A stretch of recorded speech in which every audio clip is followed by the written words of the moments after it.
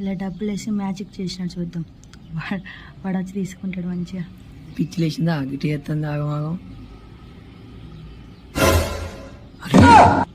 వచ్చినాయి మనం కూడా ట్రై చేద్దాం వస్తే చూద్దాం. నేను అనుకునే చేస్తాను. వీడు పైసలు నాకు వచ్చినాను వాడు చేస్తాడు కదా.